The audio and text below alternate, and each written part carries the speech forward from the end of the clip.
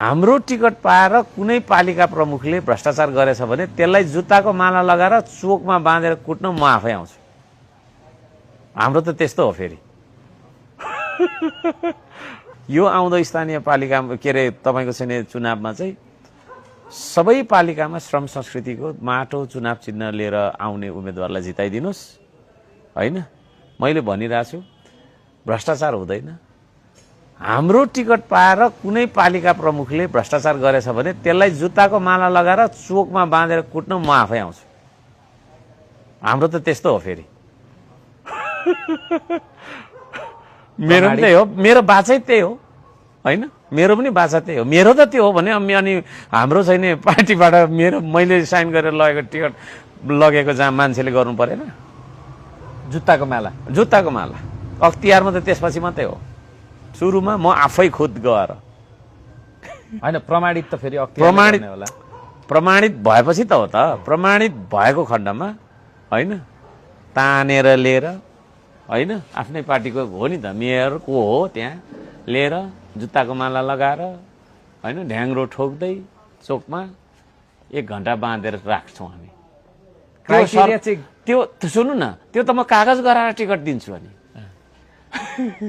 त्यो कागज गरेर उसले स्वीकारेको खण्डमा मात्रै टिकट पाउँछ।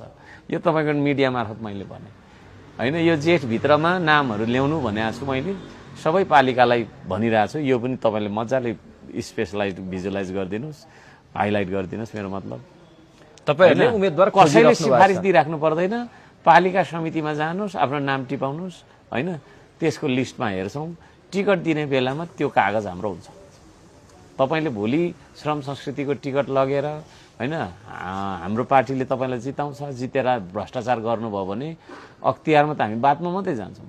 सुरुमा त त्यहीँको श्रमदाता लिएर म आउँछु, हामी आउँछौँ, अनि त्यो कारबाही हुन्छ। त्यो कारबाही भोग्न तयार छु भनेर कागज गर्नुपर्छ तपाईँले। नेपाली कागजमा म ठ्याप्सिङ सहित लिन्छु।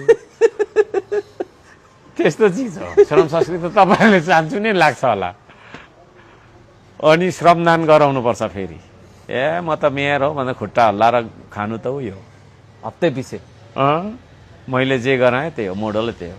त्यसले गर्दा मात्रै तपाईँको छैन 10 लाख पैसा पाइयो भने अथवा बजेट भयो भने हामीले 40 लाखको काम गर्न सकिन्छ क्या। विकास त धेरै चाहियो नि त, छिटो पनि चाहियो। त्यो चिज हो। अनि यो टिकट बाँड्ने प्रक्रिया चाहिँ के छ?